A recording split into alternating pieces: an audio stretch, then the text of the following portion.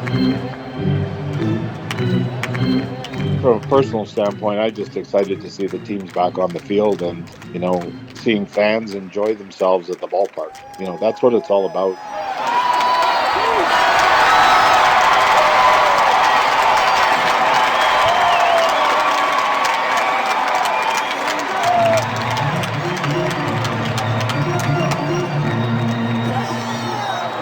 Welcome to episode 179 of Alberta Dugout Stories, the podcast. I'm Joe McFarland. The temperature is finally starting to warm up. The sun is out just a little bit longer. The smell of fresh cut grass is wafting in the air, and the familiar sounds of baseball are returning to fields all across our province.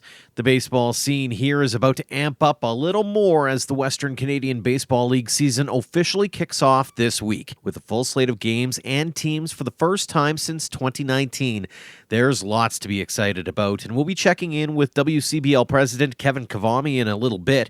But to help preview the season, as well as some of the other big baseball storylines here in Alberta, ADS co-founder and writer extraordinaire Ian Wilson joins us now. Ian, welcome back. Thanks for having me, Joe. It is WCBL opening weekend. First off, how excited are you to finally see things get going again for the summer? I'm quite jacked up about it. I think it's nice to get things back to normal. I know we've kind of used that phrase a little bit over the last year or so, but this is truly appearing to be, knock on wood or whatever hard surface is nearest to you. It truly feels like we're entering that back to normal phase, and you're getting a full slate of teams, and you're getting what the league looked like in 2019 and before that. And I think that's exciting. It's going to be a lot of fun this summer. You've been working hard on our WCBL preview stories for the season. I won't ask you about possible breakout stars or anything like that, but when you look through the rosters, when you talk to the teams and you hear what they've got in mind for the season, any trends or things you're noticing as you go through those? Well, I think, on the note of getting back to normal, you're seeing the league go from 5 teams and 4 markets last year to a full slate of 11 teams. Saskatchewan's back in the mix, which is great. You're seeing last year was also just a Canadian-only league, which was exciting and fun to see the homegrown talent. But I do think there's a lot to be said for the recruitment of a lot of the American players for a number of reasons. One, I just think there's something nice about bringing those kids up here, the ones who want to come up, have a Canadian adventure and learn more about Saskatchewan and Alberta and Western Canada, and see what these provinces have to offer, not just baseball-wise, but life-wise, and see some of the sights and travel around. I think that's great for anyone at that age, just getting out of their home country. So I'm excited for them to come up and have a chance. And I also think it's good for the Canadian athletes because you're increasing or you're improving the talent pool in the Western Canadian Baseball League, and really letting kids go. I say kids, but college age young men go head to head against some of the best talent that's out there. So we've seen guys graduate from this league into the major leagues. Some of them are Canadian, some of them are American, and I think when the league's at its best, you're getting that mix of Canadian and American athletes go toe to toe, and so I'm excited to get back to that. As much as it was good to highlight some of the Canadian performers last summer. And it's a bit of a rallying cry for a lot of those communities as well. You mentioned Brooks and Medhat and Fort Mac and the Saskatchewan teams. They're finally back at it after a couple of years away. Those communities have been chomping at the bit to get going again. How exciting has it got to be for those teams and those markets to finally get back to it and really kind of have something to wrap their arms around?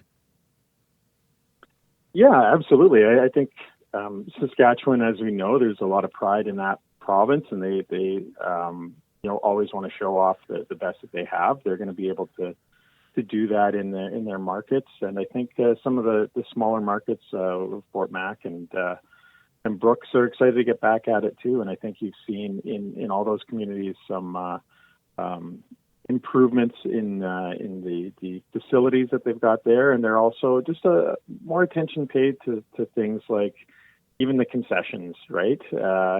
Which you can, I guess you can dismiss that at your peril, because I think the fan experience does include, hey, what kind of hot dog do they have going here? What's what does this place have? I think Fort Mac has like a lobster roll and things like that, and I'm like, I love it. I love all that stuff. It's all part of the game day experience, and I hope fans, when they get back to the ballpark, they're enjoying those things as much as, if not more, than the action on the field, because I think it essentially is a glorified patio, and it's probably the best patio experience you can have is going to a ball game. Mm-hmm, absolutely. And speaking of some of the patios, you've been to one already this spring, and that being in your hometown of Medicine Hat. You're a Med Hat guy. Recently went to Athletic Park to visit with Greg Morrison and company. Give us your impressions of the $3.5 million worth of renos that happened there. Yeah, they did a really good job there. They've got basically a shade that they've created to make the stands a little more tolerable for those hot summer nights and the sun bursting through. So they've created a big shade cover down the third base side. It looks great, and hopefully it'll be functional as well. I'm sure it will be. And also just out front, they redid their ticket office and did some fencing in there, and you've got a lot of red brick that was installed there, and also you've got these little kind of gaslight tops to some of the fences that they're just a nice touch, because it's very emblematic of Medicine Hat and the Gas City, and also all the the brick buildings you'll find in that city.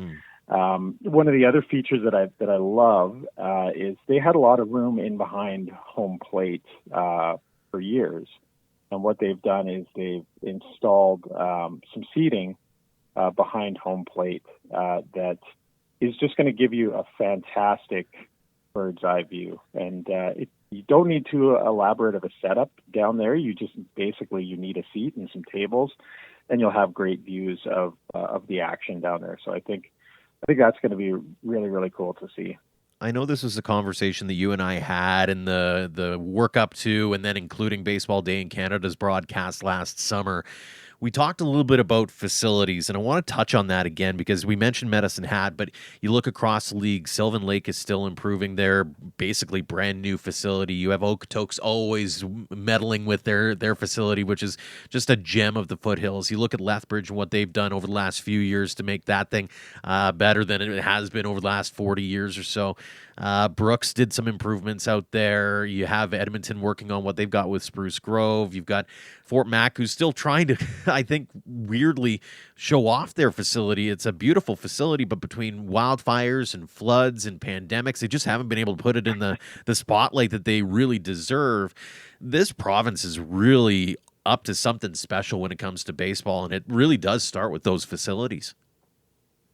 Yeah, and I don't think in the broader scheme of things that gets talked enough about. I think that does get lost in the sports landscape here, is just the bricks and mortar, the stadium development and improvement that you're seeing within that league and across Saskatchewan and Alberta. I know even in like Moose Jaw, for example, they've just added like fresh pavement to certain areas. They've improved the fencing and in some, and just added some coats of paint to some of the fencing and the grandstand.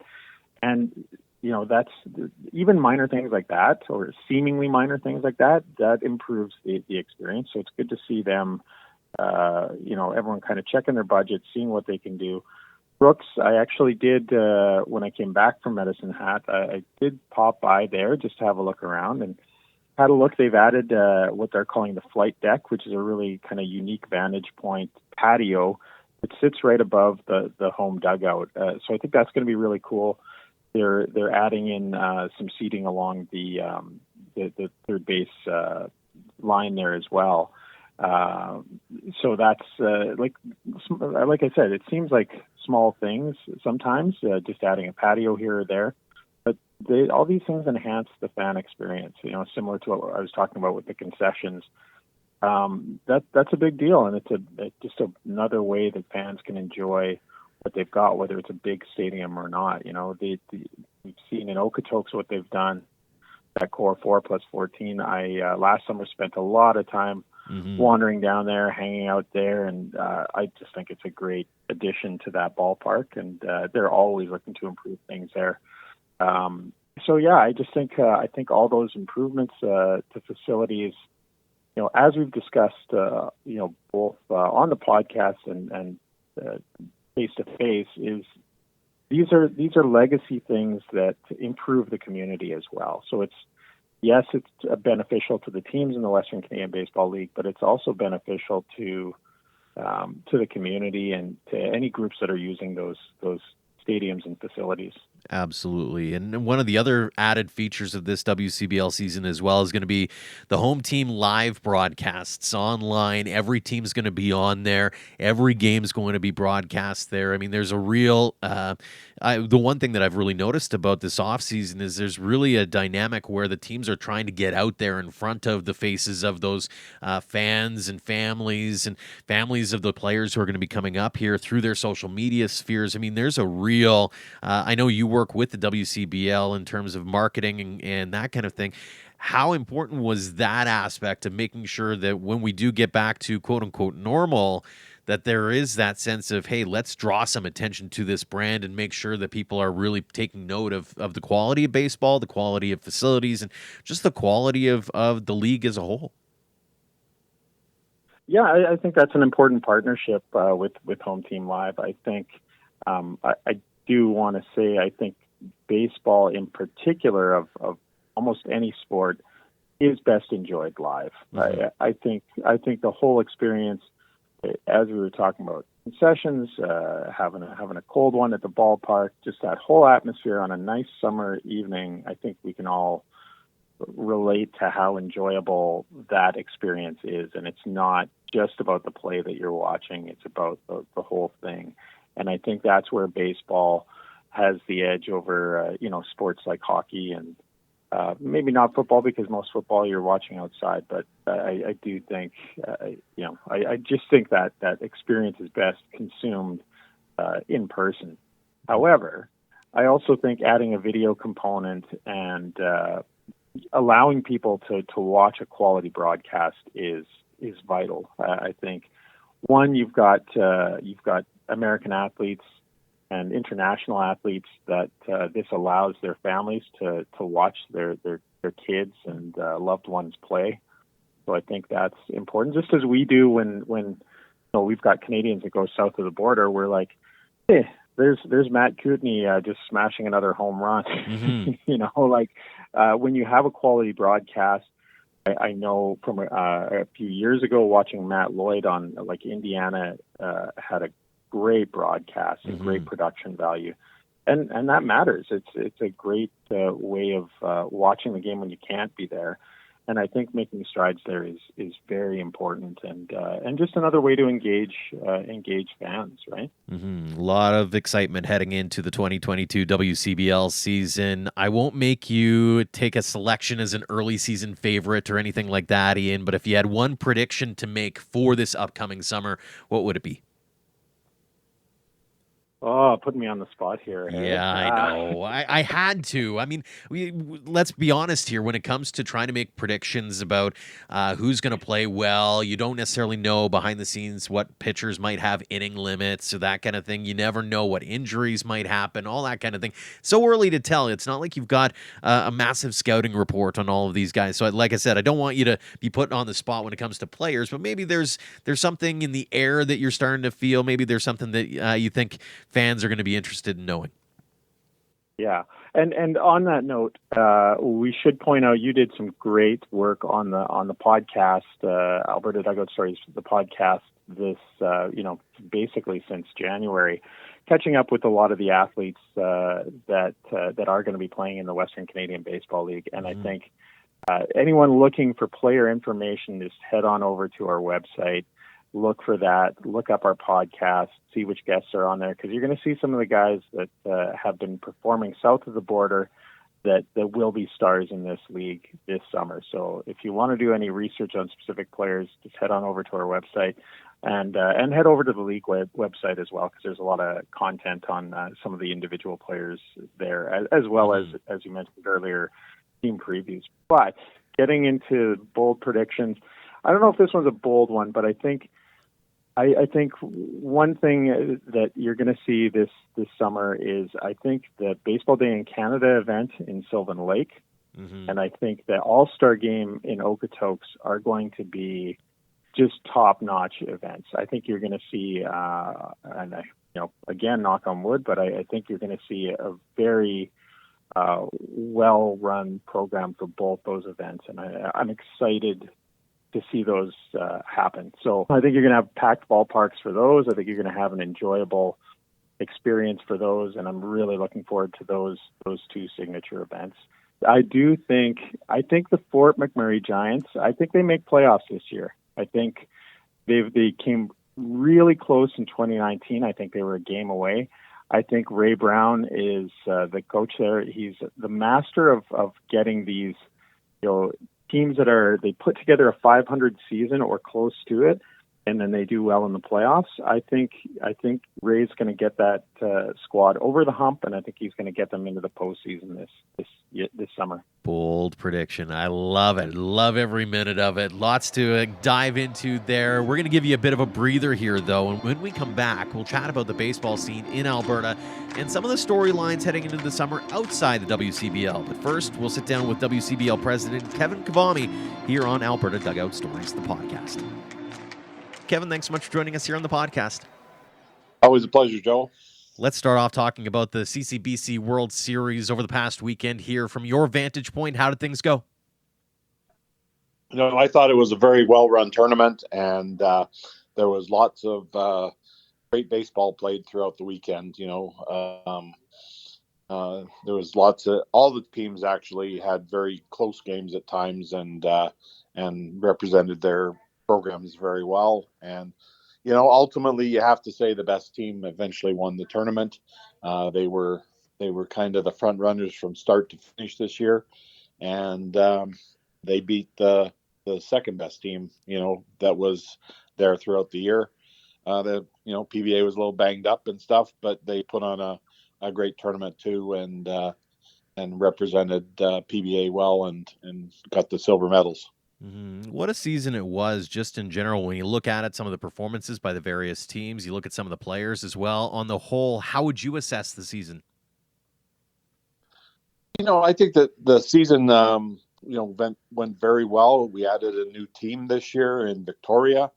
They struggled with a little bit of getting all their games in this year, but generally they started out strong and kind of had a lull at the end of the season where they went into a bit of a slump, but they had a couple of really good games during the championship too. So it's good to see them on the field, and it just kind of felt back to normal after a 2-year hiatus, and I think things will just improve from there. Here in Alberta, we saw some big strides made by both the University of Calgary Dinos and Edmonton Collegiate Hawks. How impressed were you with how they managed to turn things around?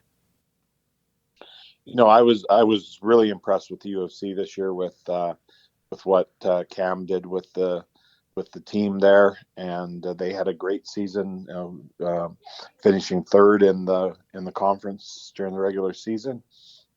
And you got to tip your hats to Edmonton too. They did a lot of revamping off the field, and their new affiliation with the summer collegiate team there. Really, I think helped stabilize that program and put good things in place for the future there. And they had a really strong showing in the championship as well. And of course, Prairie Baseball Academy, as you mentioned, always a favorite heading into every season, it seems, and made it to the final again this year. What is it about that program that really allows it to continue to be so successful? I think it starts with just the culture of the program and the expectation that Coach Hupka and his team sets each and every year. They don't. They just like you say, they expect to be the champions at the end of every season. That's the mentality they go into every year with. That's what they recruit their players with, the expectation that that's what they're going to achieve, and they've consistently and methodically done that year after year after year. Mm-hmm. It's been a long couple of years, as you mentioned as well. A lot of these athletes, coaches, supporters, all chomping at the bit to get a season going now that it's over, and you're able to kind of look at it with the hindsight 2020. How happy were you with finally being able to get that full season played and get some sense of normalcy back? No, it for 2 years you were hurry up and wait, hurry up and wait, hurry up and wait, and it was just nice finally to hurry up and go and get the season underway and get it completed and get the World Series in finally. I mean, we rebranded it in 2019, and it took us to 2022 to actually hold the first event. So, it feels very much like you're on track now, and the programs are up and running, and the consistency will come back now. It's tough when you're stopping and starting. Mm-hmm, absolutely. How do you continue to grow that brand and that level of talent as well? I mean, the number of people who have said to us is it's amazing how understated the programs are here. How do you continue to make sure that momentum continues going forward? No, I think it's just about getting the word out. I mean, the biggest problem they have is they play at the worst possible. Well, not maybe the worst. I guess December, January would be worse, but not a great time of the year, and it. I mean, I hats off to the teams. I mean, they play in some of the most atrocious weather possible to get games in, and it isn't very warm, and that includes May 17th or 18th, whenever the tournament started. It was like PBA's out there playing TRU in the first game, and it's the 10th inning, and it's approaching 11 o'clock at night, and it's like plus 2 degrees. Mm-hmm. And hats off to them for playing in that weather. I mean, it's not conducive to generating a lot of fan support, but you just got to keep beating the drum and showing the successes of these players. Mm-hmm. I mean, there's a lot of good talent in the league, and you're going to see a lot of those players throughout teams across Western Canada this summer. Absolutely. Final question on the CCBC front here for you. What's next for the league? Have you already got your eyes set to next year? Are you taking a bit of a breather before diving full tilt into that? No, we had a meeting while the championship was on, and there's a lot of off-season work to do on a variety of things to get the teams as much on the same page as possible moving forward. What format do they want to see the conference schedule? We want the conference schedule released, in September at the very latest, and then just tidy up a few little things. There's always the little things that can be improved on, and we want to address those while they're hot in their heads and get that dealt with. Mm-hmm.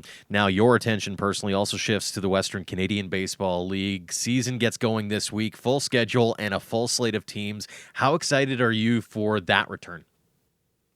Yeah, it's a long time coming again. So I mean, we're set to go. It sounds like all the teams are set to go. I mean, everybody's experiencing those last minute jitters. Do we have this ready? Do we have that ready? But ultimately the games are going to happen, and the league and all of our infrastructure is ready to roll, and we're excited. Can't be more excited than to kick it off tomorrow night. Mm-hmm. Take us into the back rooms as you and your teams were getting ready for this season. What's been your primary focus? What have you been really trying to hone in on to make sure that you capitalize off some of the momentum that you got from having a bit of a shortened season last year, but making sure that you can capitalize on all the markets being involved this year? Yeah, I think that the biggest thing that we're trying to, and we're still struggling with it, and then you and I have talked about this before, but the whole social media aspect, the whole marketing aspect of the league and getting that branding out there. So I think one of the things we're excited about this year is trying this new partnership with Home Team Live, a company out of Saskatchewan that's going to webcast the majority of the WCBL games this year to a standardized platform, giving baseball fans, families, and that access to every game that their team plays or their favorite team plays, and eventually, hopefully, getting some advertising value and showcasing some partners with the league on that broadcast.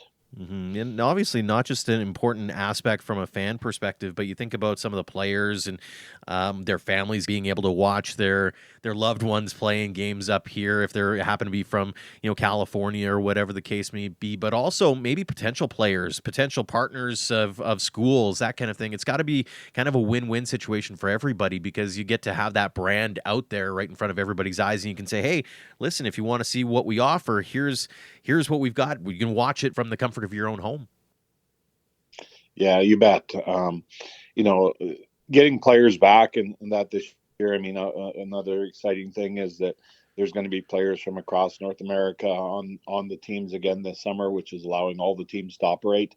That's been a nerve-wracking thing for the course of the pandemic, is not being able to bring those players up. So getting them back and getting their family and friends access to see them play in Canada and also show what the Western Canadian Baseball League is about out there. I mean, you hear the words if you're in, like you say, California, but until you actually see Siemens Stadium or you see the Legacy Dodge Field in Fort McMurray or Spitz Stadium here in Lethbridge, you don't really get the whole picture of how great this league is and some of the venues that we get to play in. Yeah, and I was going to say that segues really well into my next question, which is about those facilities. I mean, when you look across the league, and especially here in Alberta, whether it's Sylvan Lake and what they have in there as they build out their brand new facility, you mentioned Lethbridge, Okotoks is always up to something. Medicine Hat just went through $3 or $3.5 million worth of renos. Brooks did some things. Fort Mac's back. Edmonton's working on Spruce Grove. When you look at all these projects, how excited are you about not just the present and what we have now, but also for the future and what lies ahead for not just the facilities, but the communities in which they support? Yeah, I mean, you mentioned the Sylvan Lake Stadium that is just another gem, and Athletic Park now in Medicine Hat with its new upgrades. I can't wait to get down there and see that what they've achieved there. And then the other parks that I mentioned is just they're just all top of the line facilities that really fans can appreciate, and hopefully they'll generate some more interest in Saskatchewan to get a new venue there in Regina, which is badly needed. But no matter what park you go into, whether it's Siemens Stadium or whether it's the one of the community fields in one of the Saskatchewan communities, they still are all about community baseball, and that really is an important part of the WCBL is to have a summer activity for the fans and the families to go out and enjoy the sport, enjoy a summer night, and connect with your local ball team that's representing your community across Western Canada. And then of course they take memories of your community and back to their schools and towns, wherever they're from, and they become advocates for the tourism industry beyond that. So it's a great vehicle that's been around for many, many years. Mm-hmm. Final question for you here, Kevin. As you look ahead to this season, and I know crossing paths with you over the course of the last few years here, every time I see you in a ball diamond, you might have the biggest smile of anybody's faces. So I'm curious, on a personal level, what has you most excited about this summer? Oh, that's a great question, Joe. That's, you got to think about that one. I just, from a personal standpoint, I just excited to see the teams back on the field and seeing fans enjoy themselves at the ballpark. That's what it's all about is a pleasurable family activity that you can go out to, or go out with some friends and sit and enjoy a cold one at a ball game and cheer on your local team and just have a great summer night out. And that's really what we try to do with the Western Canadian Baseball League. And it's a great Canadian summer activity that is very close to many people's hearts in the communities we have franchises in. Absolutely. Well, Kevin, congratulations on the CCBC season and the successes that came with that. Looking forward to the successes you have with the WCBL season as well. Best of luck with that. Thanks so much for joining us here on the podcast. Thanks a lot, Joe. Back with Ian Wilson talking WCBL opening weekend, but also Alberta baseball in general and some of the storylines we'll be keeping an eye on over the course of the summer. And it's also, Ian, opening weekend in the West Coast League, and we'll be getting our first look at the expansion Edmonton Riverhawks. How intrigued are you about what Randy Gregg and company are working on? Yeah, there's a big curiosity factor there. I think that's the best word for it. I'm really intrigued to see what that looks like on the field, what things look like at Remax Field, if that looks any different, if the game day experience has changed, or if it's similar to what was going on when the prospects were there. All of that, I think it's going to be an interesting kind of baseball loop in Alberta.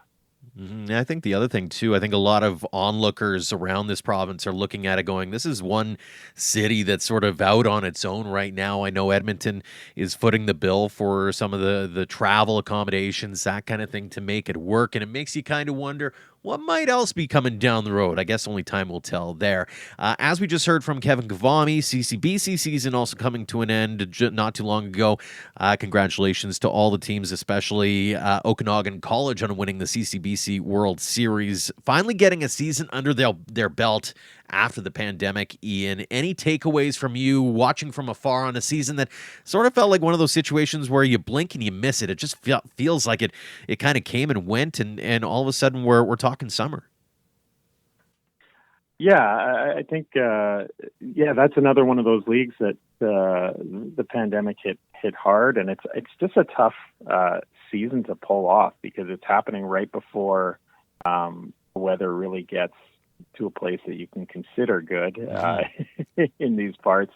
So I know you do get your rainouts and things like that, but some kudos definitely to University of Calgary for what looked like some improved play on that end, and Cam Williams kind of getting things going in the right direction for that team. That's good to see.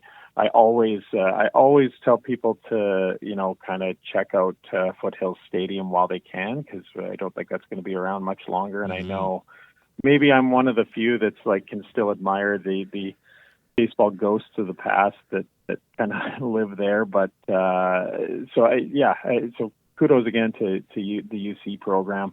And also I think it was on the podcast that Todd Hubka kind of predicted that the PBA squad was going to do some damage and be one that could contend, and they did that this year. I think they put together a good season as well. And as you mentioned, kudos to Okanagan College for winning the whole thing. And I think too, one of the things that is fun to watch for is you get a lot of good players out there that you will once again see in the Western Canadian Baseball League. I think, for whatever reason in our minds, we equate baseball players going south of the border as being successful or more successful, when the fact is you can have guys who, for whatever reasons, they want to be closer to family, whatever they're studying in school, they have good programs in Canada. When those athletes stay in Canada and play in Canada, it doesn't mean they're necessarily behind any of the kids who go south of the border and get scholarships down there. Mm-hmm. And then we know that there are guys who've gone on to bigger and better things through the CCBC. And I think the other part of it too, and you alluded to our chats with all three of the coaches from the Alberta teams, be it Todd Hubka at Prairie Baseball Academy, be it Cam Williams at UC, or Jake Lanferman over at Edmonton Collegiate Hawks. all three of them said, listen, we've got to be successful on a year-to-year basis, because that's the kind of thing that where the growth breeds more growth and success breeds more success. And I think all three of those teams were top five in the conference. All of them made good runs during the World Series run there. I mean, they really showed that there's some growth happening there. And that's the important part, is if you're going to see growth in the game across this province, it can't be just one league. It has to be all of them working in unison together. So like Ian said, like I said, congratulations to all on pulling off a season finally after a couple of years away with the pandemic. How about some of that U.S. college performance talk, though, Ian? You kind of alluded to it earlier. Matt Kootenay setting records. Tom Poole had a record-setting season as well at Cloud. We chatted with him a while back. Cesar Valero had that crazy 3-homer, 10 RBI game at Sacramento State. The performances from the Alberta athletes, or Alberta-trained athletes, over the course of this spring has just been absolutely phenomenal.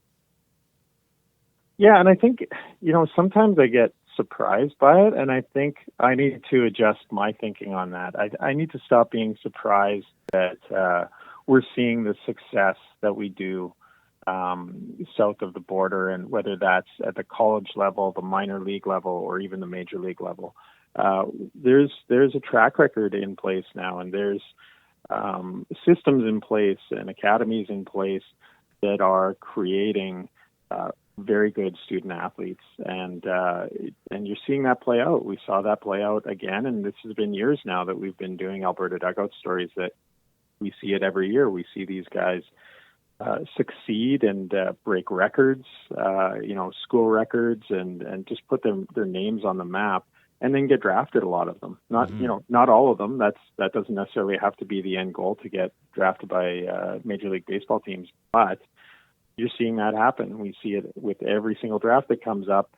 Even the last one that was shortened a bit, and I was like, I don't know what we're going to see in terms of that. And again, another response to the pandemic is you've got a little more of a glut of senior players, and you never really know how that's going to play out in terms of scouting and assessment, and just the pool of players that are being looked at. But maybe that pandemic has also given athletes a chance to hit the gym more, do more research, to just get themselves to a really good spot. But I mean, what Matt Kootenay did this year was just phenomenal, and kudos to you for having a really good chat with him, and learning about him. Just one seemingly subtle change where his coach is like, "Hey, your night vision sucks, dude." And he's like, "Yeah, I have contacts. Should I? Yeah, you should try those." And then boom, he's just like, "Oh yeah, I'm just gonna smoke the ball all the time now."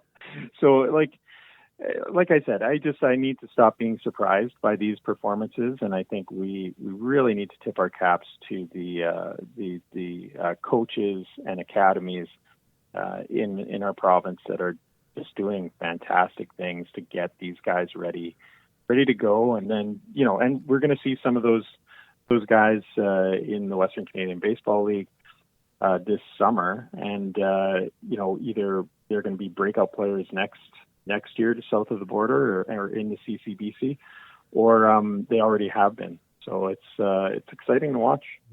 Absolutely. And speaking of exciting to watch as well, we'll conclude on this note, because I love being able to get romantic about baseball here. But let's talk about the grassroots a little bit.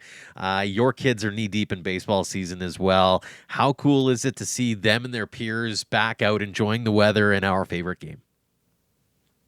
How can you not be romantic about baseball, right? I had to. Yeah, you had to. No, it's great. It's busy. My Monday to Thursday nights are consumed typically by watching my kids play ball, and technically it's softball, but it's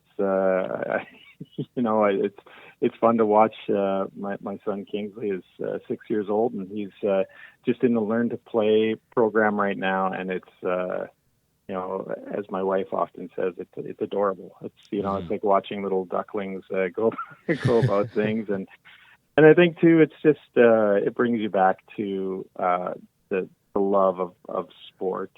So for our family, that's been baseball. If they change their minds on that, that's fine. They can do that. But it's nice to see them taking to it and enjoying it, and and loving it. And with my daughter's Maya's baseball team, her just, she's as much into the chanting and like the, all that kind of like cheering that goes on during the game. And then of course at the end of the game, the base race, like that's like the base race might be the most important thing for youth baseball and softball in going right now. And it's a treat to watch. And I hope whether they stick with baseball or don't, they see what I appreciate in the game and the things that attract me to the game. So they don't, but we're giving it the old like college try, so to speak. Well, it's fantastic, and I'm lucky enough to hear your stories on a weekly basis with our own Slow Pitch team, or of course you share it on your social media as well. And it's just a privilege to be able to watch your young ones grow up right in front of my eyes. It's crazy to think how far they've come, and I'm sure the same is going to be said when Lachlan gets of age for sure. So, Ian, we are going to leave it at that. Thank you so much for your insights as always, and looking forward to the 2022 baseball season. Play ball. Have a great weekend, Joe. Thanks again to Ian Wilson and Kevin Kavami for joining us this week, and thanks to all of you for downloading and listening. This podcast is now available on several new platforms, including iHeartRadio, Podchaser, Player FM, and more, along with the standards like Apple Podcasts. Head to our website to find the link to the show on your app of choice. We'd also like to thank our Platinum supporters for all they do for us and for baseball in Alberta. The Okotoks Dogs season is upon us, and as mentioned, they will be hosting the league's All-Star festivities in July. Make sure to check out all the details at dogsbaseball.ca. And AHP Academy is helping power the future of baseball in the Edmonton region with tons of talent already committing to post-secondary schools over the last few months. Check them out at ahpbaseball.com. Until next time, thank you for all your support through social, online, and on air of Alberta Dugout Stories.